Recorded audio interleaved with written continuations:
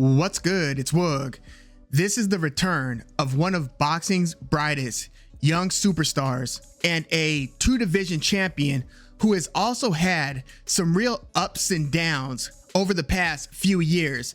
We've got Teofimo Lopez, 20 wins and 1 loss, defending his WBO super lightweight title against Steve Claggett, 38 wins, 7 losses, and 2 draws. On the surface, this looks like champion superstar versus another opponent. Like, you look at the betting odds, Teofimo Lopez, again, a two-division champion where he was nearly undisputed. Some would say undisputed after beating Vasily Lomachenko at 135, is now the WBO champion at 140 after beating the lineal and WBO former undisputed 140 champ Josh Taylor. Teofimo Lopez is a 9-1 favorite here. And you look at Steve Claggett's record, he's got 7 losses. So it appears to be a no-brainer that the ultra-talented star, Teofimo Lopez, should take care of business here, and that we could then talk about which exciting opponent he might face next. But then when you look at Teofimo Lopez's recent history after his ascension to the top, I mean, he had a run where on the way to the top, he was just knocking people flat out. And then they would start positioning his fight cards on Heisman nights. He hit the Heisman pose after a couple of his fights. He would do a standing backflip after some of his wins. So he was one of the brightest young talents as a prospect turned contender coming up. Then he had a difficult fight against Nakatani, a fight that he had to kind of dig deep to win via decision, and then he knocks out Richard Comey in the early rounds to win the IBF lightweight title. And then after that, several months into COVID, they staged Vasily Lomachenko versus Teofimo Lopez. I will never forget how bad of a decision most of us thought that was in terms of Teofimo Lopez's career management to go against Vasily Lomachenko, who was one of the pound for pound best fighters in the sport, as a 21, 22-year-old super young fighter in Teofimo Lopez, who was basically taking a big risk as a significant betting underdog and fighting Vasily Lomachenko. Well, Teofimo Lopez showed out. He exceeded expectations. He won most of the first half of the fight, like maybe 5 of the first 6 rounds or 4 of the first 6 rounds. Lomachenko did start to gain his rhythm, battled back, won some of those later rounds, and it ended up being a very close but unanimous decision for Teofimo Lopez. So at this point, he's one of the fighters of the year, if not the fighter of the year. A lot of publications had him as fighter of the year. So he was pretty much an overnight sensation with that big upset win over Lomachenko. But then his next fight was supposed to be a title defense against George Kambosos.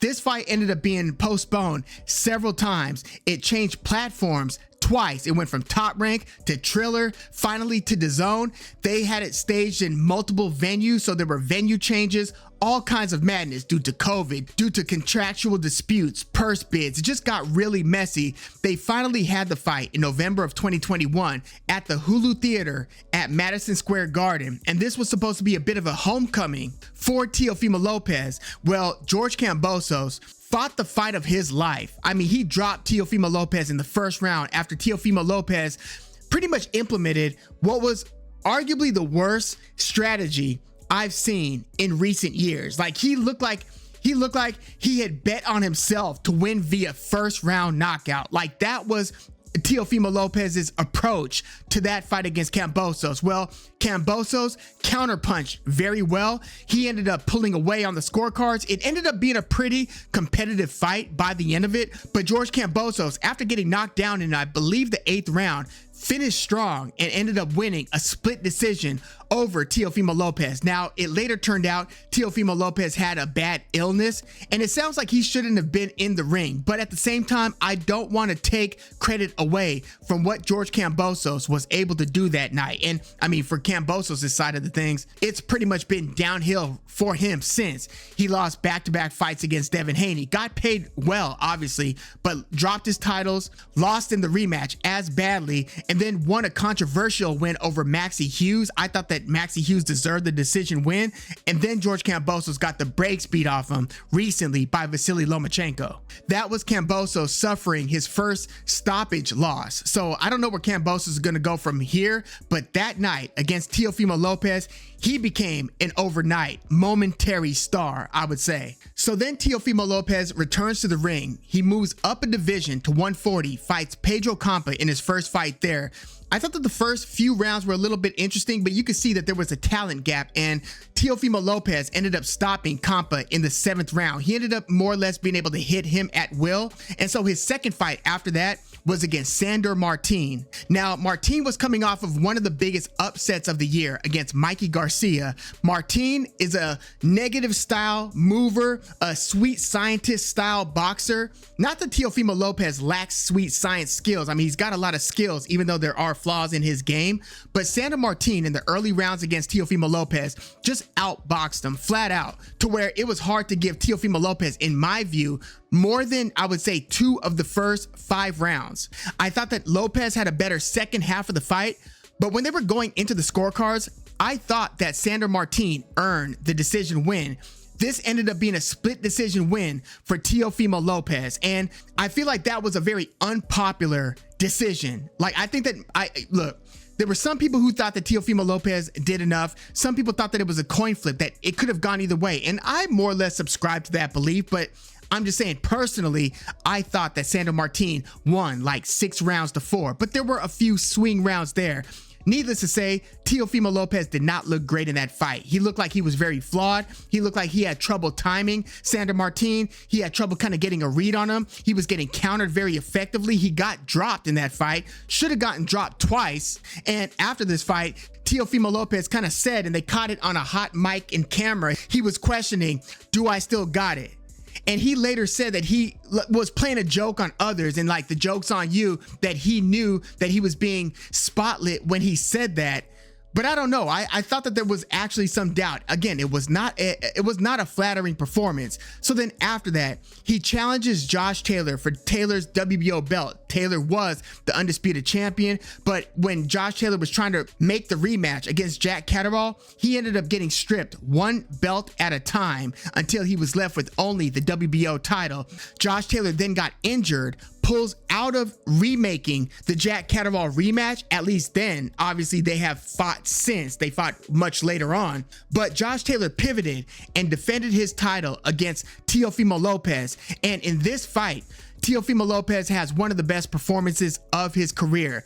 I would say that the first 3 rounds were pretty competitive, and then it was all Teofimo Lopez beyond that point. Like, late in that fight, I thought that he was going to stop Josh Taylor. That's how bad it got, like in the 10th through 12th rounds. And it just became this thing where with Teofimo Lopez, it seems like when the moment is at its biggest and the stakes are at their highest, that's when Teofimo Lopez really gets up for it and he just shows out. Like, it's a little bit similar to how Tyson Fury, at least before these last couple fights against Francis Ngannou and against Usyk, that Fury's biggest and best performances were against Vladimir Klitschko, against Deontay Wilder, especially in that rematch, like the second of those 3 fights. It seems like when the moment calls for greatness, Teofimo Lopez has responded. Like, I think Josh Taylor was actually a slight favorite against Lopez. So he was a slight underdog, Lopez, against Josh Taylor, and he was a pretty significant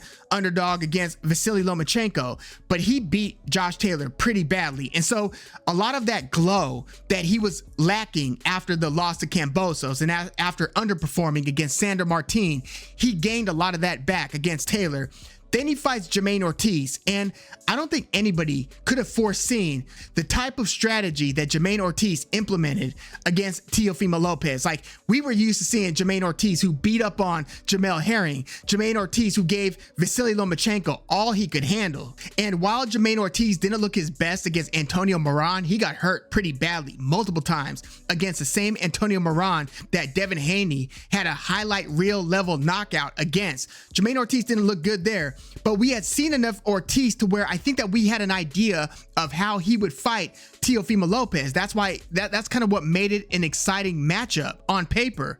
But Jermaine Ortiz, first of all, fought southpaw. Jermaine Ortiz is orthodox, fought southpaw, and fought more so a Sandor Martin style fight against Lopez. So that threw Lopez off. Lopez looked like he was unable to cut the ring off. He was just kind of following Ortiz around. Ortiz was countering very effectively. So Ortiz was using the whole ring. He was moving, and then he would stop and fire, and he would fire pretty accurately. So to me, it looked like through the first half of the fight, Jermaine Ortiz looked like he was pulling away. No, it wasn't fun to watch. It wasn't pleasant to the eye. But in terms of implementing an effective strategy, I thought Jermaine Ortiz was doing that. And then they clashed heads in the middle of the fight. It opened up a pretty bad cut for Jermaine Ortiz.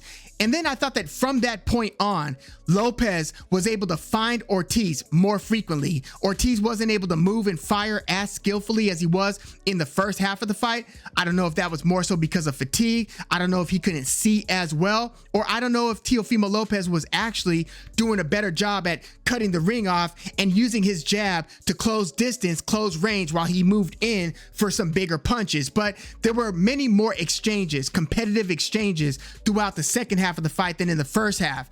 This one goes into the scorecard, and I think it could go either way. I know that Teofimo Lopez rallied back, but I was wondering, did Jermaine Ortiz bank enough rounds early to pull this off against Lopez? Well, this ended up being a unanimous decision win for Teofimo Lopez. And then they had a big argument with the broadcast team between Timothy Bradley, Mark Kriegel, Joe Tessitore. They were in conflict on how this was adjudicated. Timothy Bradley thought that this was a flat out robbery. He did not like the call.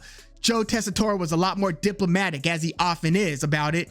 Mark Kriegel also thought that it could have gone either way, and that Jermaine Ortiz's strategy and his lack of action kind of left the door open for a decision like the one we got. Well, needless to say, once again, this was not a flattering performance for Teofimo Lopez. He was getting a lot of boos. He told the crowd to S his D if they didn't like it. Like, this was not a good look. And it was interesting because Teofimo Lopez really tries to go above and beyond to be a showman, to be exciting, to win fans. Like, I don't know if you remember what his entrance was like for this Jermaine Ortiz fight. He had the whole circus theme. Like, this was in Las Vegas, so he had the big ringleader hat. He was dancing on the way to the ring. He had like sword swallowers and flame throwers. He had all kinds of spectacles heading into this ring. So he was looking to show out. He wanted this to be one of those nights where it builds his stardom, builds his stature. Well, unfortunately for him, that just didn't happen because of what we saw in the ring. Again, very unspectacular. For as good as that entrance was, the fight itself didn't match that. So as I'm looking at Teofimo Lopez versus Steve Claggett, I know a lot of y'all are like, who? Again, it seems like just an opponent on the surface. But if you look at his style, where he's got sustained pressure, he does use a jab to close range. He comes in with a high guard. He throws a lot of punches, and he's just kind of a pressure fighter who's relatively high volume. He's got a good chin. Like, I know he's got 7 losses, but he only lost 1 via TKO early in his career. His last 6 losses were all decisions. So he's got a good chin. He's durable. I would say the best win of his career after beating that former champion Alberto Machado. Remember him? And then he started to lose dramatically. Well, Steve Claggett also stopped Machado in the 3rd round. And then 2 fights later, he beats Miguel Medueno, who's a pretty good, highly touted fighter relatively. I mean, Medueno's going to be Keyshawn Davis's next opponent. Well, Steve Claggett beat him via unanimous decision. I would say that that's probably Steve Claggett's most significant win, but he is on a 9-fight winning streak, so he's got a lot of momentum going into this Teofimo Lopez fight. And given the inconsistency of Lopez's performances, you just wonder, how motivated is he in this fight against Claggett? Or, does he want to perform very well to get that stench and taste of the last Jermaine Ortiz fight out of the public's memory? Does he want to cover that up with another spectacular performance against Steve Claggett? Well, I know Steve Claggett's super motivated. I would think that Teofimo Lopez, after the Sandor Martin debacle, after the George Kambosos debacle, after the lackluster performance against Jermaine Ortiz, he could really use another great win to, once again, it's the valleys and peaks, to get right back up in the way that he was after beating Josh Taylor, in the way that he was after beating Vasily Lomachenko, in the way that he was in those earlier career knockouts against Richard Comey, against Diego Magdaleno, Mason Menard, right? Is Teofimo Lopez due for another stoppage win? His last knockout win was against Pedro Campa, and it's interesting because Teofimo Lopez for a long time had the reputation of not only being a skillful, fast puncher, athletic puncher, but also a knockout artist. But in recent years, you've gotten many more decision wins. Again, his last knockout was against Pedro Campa. Before that, his last knockout was against Richard Comey. So we're talking August of 2022, his last knockout. And before that, December of 2019, pre-COVID. So he only has one stoppage since COVID. Think about that. So out of his 20 wins, only 13 have come via knockout. And Steve Claggett is pretty heavy-handed. 26 of his 38 wins have come via knockout. Granted, he hasn't fought the level of competition that Teofimo Lopez has, but because of the motivation factor and the inconsistency of Teofimo Lopez's fights, you know, Nakatani, that was another one that wasn't a great performance for Teofimo Lopez. Another one that had people questioning, well, how good is this guy? Well, you couple that with the fact that Teofimo Lopez only has one stoppage at 140. And so you wonder, is he as devastating a puncher at 140 as he was at 135? But just when I consider and wonder, is this going to be one of the upsets of the year? And is Steve Claggett about to beat Teofimo Lopez? I look at the styles, and then you consider, who has Teofimo Lopez struggled against? Okay, he had a close fight, a win against Vasily Lomachenko, who does come forward. But you look at Jermaine Ortiz. Yes, he is a come forward fighter, but in that fight, he was circling, moving around the perimeter, boxing as a southpaw on his back foot. And then you look at Sandor Martin, same style fighter, also southpaw. Even George Kambosos, not a very aggressive fighter. He likes to take a step back, and he likes to counter. Well, Steve Claggett is a come forward fighter. He, again, high guard, sticks his jab out, starts throwing combinations and straight right hands. He's orthodox. Those straight right hands, those uppercuts, likes to let his hands go and likes to apply the pressure. He ain't hard to find. I actually think that that's going to bode very well for Teofimo Lopez. So you look at the guys who Lopez has shined against: Josh Taylor, Vasily Lomachenko, Pedro Campa, Richard Comey. What do these guys do? They come forward, they throw punches, they apply the pressure. I think that this style might fit Teofimo Lopez like a glove.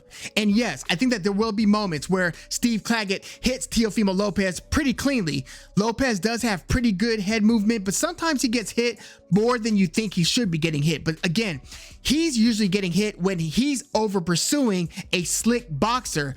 Steve Claggett, I think, is more predictable than that. So I actually think that Steve Claggett's style is going to give Teofimo Lopez a lot of opportunities to kind of take his head off. So we're going to see what kind of punching power Teofimo Lopez has at 140. Because again, I think he's going to get a lot of opportunities. This guy's going to be coming at him. So it's going to be interesting to see if a pressure fighter can actually make Teofimo Lopez uncomfortable.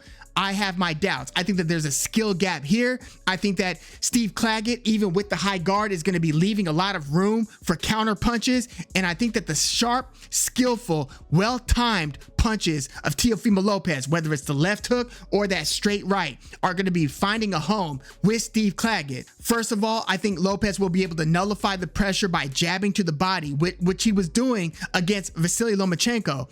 If he is on his P's and Q's and he comes in as the smart fighter that we have seen in certain fights and not the fighter that we saw against George Kambosos, I think Teofimo Lopez could win pretty much every round, almost all the rounds, if not all the rounds. And I was wondering, is he gonna have his first knockout of the last 2 years? For a moment, I was gonna say, I don't think Teofimo Lopez is as dangerous a puncher at 140, which I still don't really think he is. but I think that he's going to have enough here to put the, I would say, somewhat defensively compromised Steve Claggett. I think he's going to put him away late. Look, I wouldn't be surprised if he catches him early and sinks him. I really wouldn't. But I think that Steve Claggett will be resilient. And Claggett does move his head a little bit. Like, he'll do this kind of dip before coming in and throwing his punches. So he'll be here with the high guard and you'll see him kind of go like this, or he might go like this a little bit, but more with that U-shaped dip. So I think that we are going to get some of that, but Teofimo Lopez, I think, is just skillfully on another level. I think he's going to be catching him cleanly as often as Steve Claggett is coming in. Like, I would be surprised if Steve Claggett's style of pressure ends up breaking Teofimo Lopez to where this becomes a very competitive fight over the stretch of several rounds. I think Teofimo Lopez, yes, it might look kind of interesting at some point, maybe in the second and third round. It might look like Steve Claggett's coming on, but I think that Teofimo Lopez is going to start catching him. I think it's going to hurt him in the middle rounds. I think he's going to end up stopping Steve Claggett late. I just think that he's too damn good, and it would take a huge underperformance by Teofimo Lopez to lose this one to Steve Claggett. But yeah, let me know your thoughts on Teofimo Lopez versus Steve Claggett in the comments. Who wins this fight and how? And also, given the promotional politics in the 140-pound division, if Teofimo Lopez pulls this off, what do you see him and Top Rank doing next? We know that Teofimo Lopez is looking to get paid big, but he also seems to want the fights that matter, the opponents that matter. Where can you see them angling and making his next fight? Again, assuming he beats Steve Claggett. Let me know your thoughts, like the video, subscribe to the channel if you are into the fight talk. I'm Woog. Thanks for tuning in.